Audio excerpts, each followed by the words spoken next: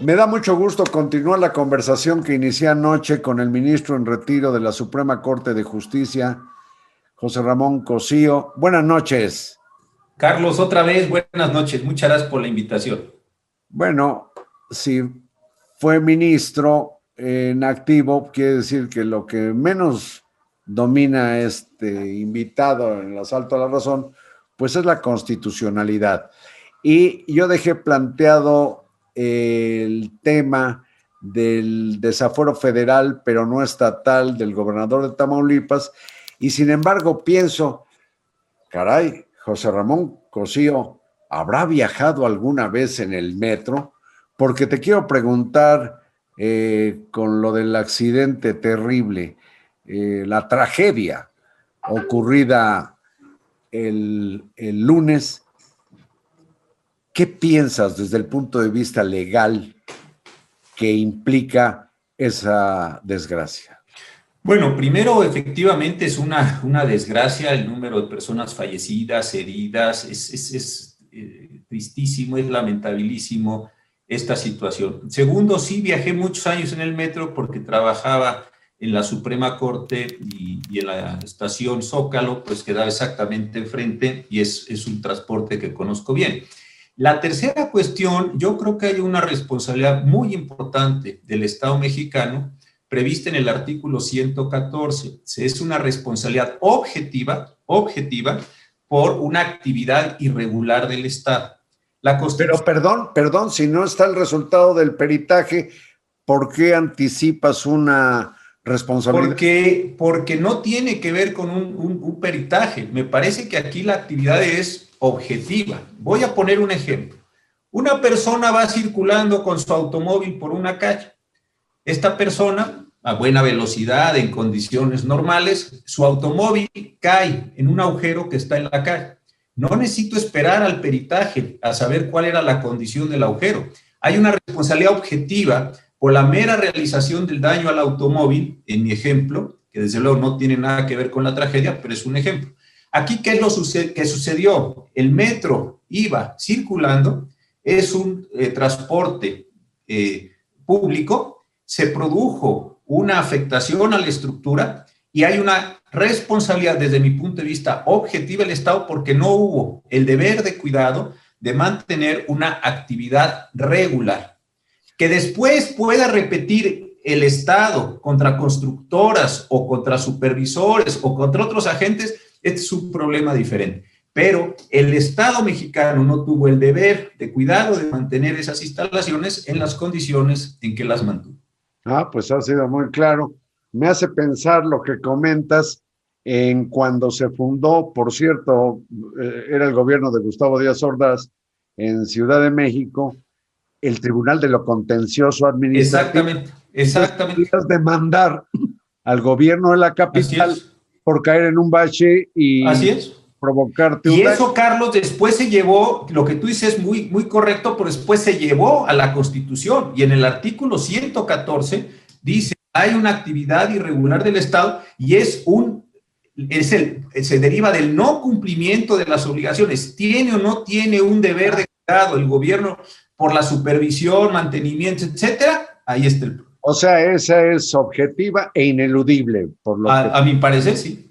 Ahora, José Ramón, tú mismo has escrito a propósito, yo también, del desafuero al gobernador Cabeza de Vaca.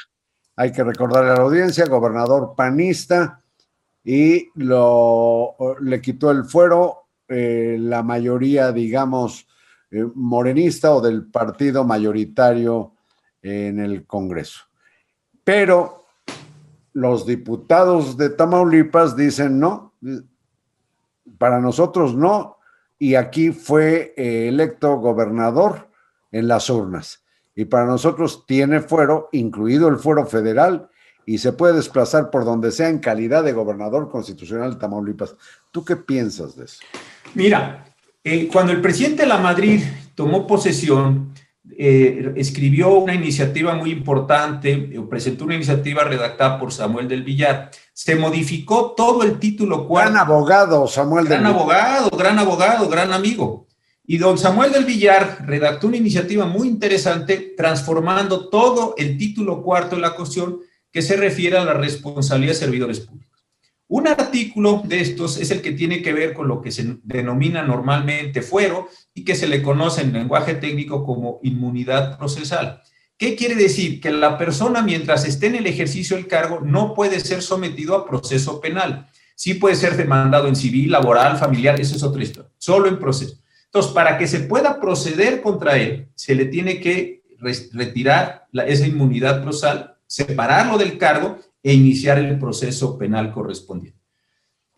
La Constitución determina que no todos, pero sí una parte importante de servidores públicos locales que cometan o que sean acusados, porque todavía estamos a nivel presuntivo, de la comisión de delitos federales, tienen que ir a la Cámara de Diputados para que se retire esa inmunidad procesal. Esto es lo que efectivamente sucedió en la semana que terminó, el 30 de abril. Muy bien. Pero dice el propio artículo 111 de la Constitución que la decisión se comunicará a la legislatura del estado correspondiente para los efectos a que haya lugar. Muy bien. Cuando se hizo esa reforma constitucional, también se aprobó la Ley Federal de Responsabilidades de los Servidores Públicos.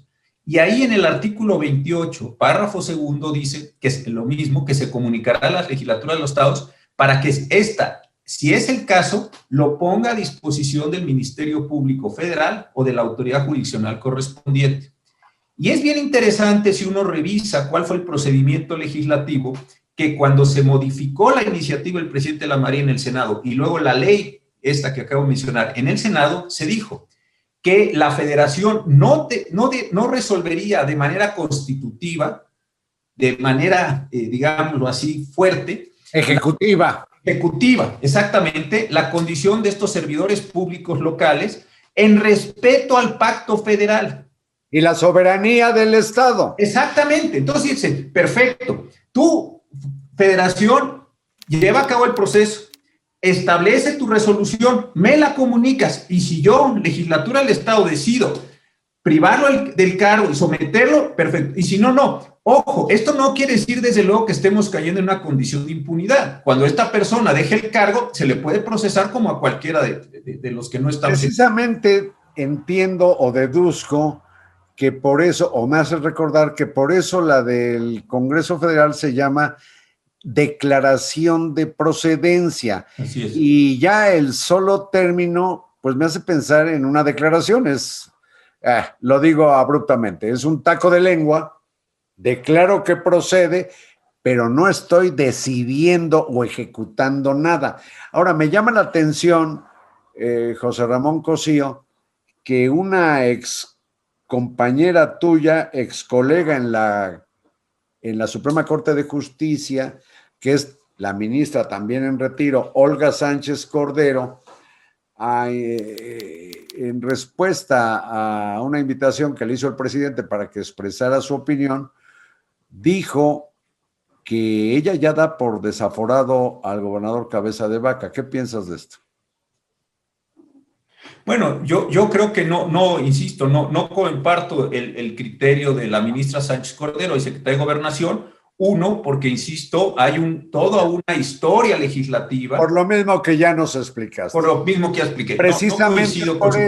Precisamente por eso, en el pleno de los 11 ministros de la Suprema Corte, se resuelve por mayoría de votos. Exactamente.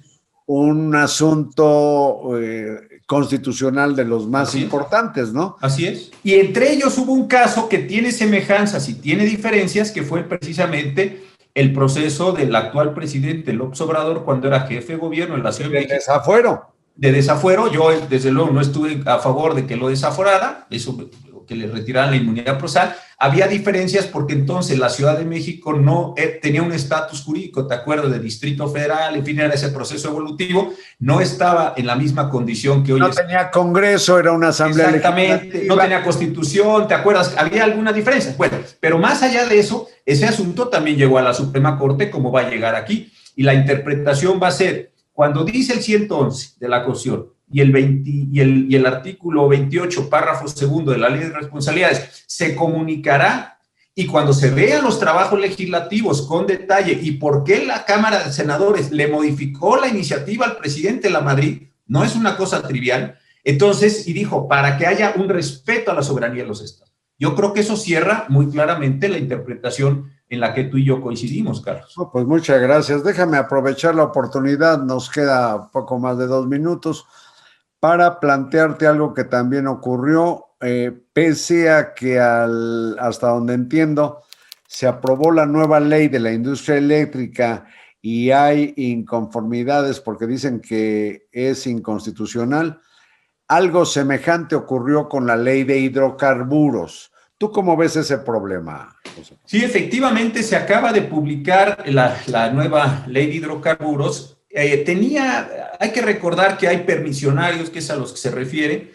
Hay personas a las que la Secretaría de Energía les da permisos, digamos, por actividades grandes, refinación, y hay otras que se los da la Comisión Reguladora de Energía por actividades, no es que sean triviales, porque de esas dependemos todos, pero sí actividades menores. Entonces, ya tenía las condiciones de terminación, rescisión, de los permisos. Lo que se estableció en la nueva ley básicamente fue la posibilidad de que las autoridades, tanto la Comisión Reguladora como la Secretaría de Energía, puedan suspender de manera definida o indefinida las actividades que están otorgadas mediante esos permisos. Y sí se implica un cambio muy importante porque una vez suspendida la actividad, puede entrar Petróleos Mexicanos como empresa productiva del Estado a ocupar las instalaciones, a manejar el personal de estas instalaciones y seguirlas realizando.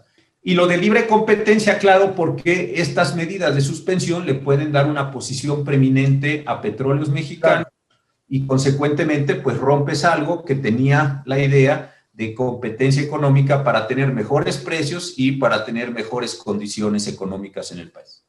Sí, y que la población tuviera oportunidad de elección entre distintas calidades y precios, ¿no? José Ramón Cosío, te agradezco mucho este par de conversaciones. No te entendí nada, pero a ver si sueño la conversación para digerirla en los términos que tú conoces, dominas también. Te agradezco mucho. Al contrario, Carlos, un fuerte abrazo, cuídate mucho. Muchas gracias. Gracias a usted donde quiera que nos esté viendo y buenas noches.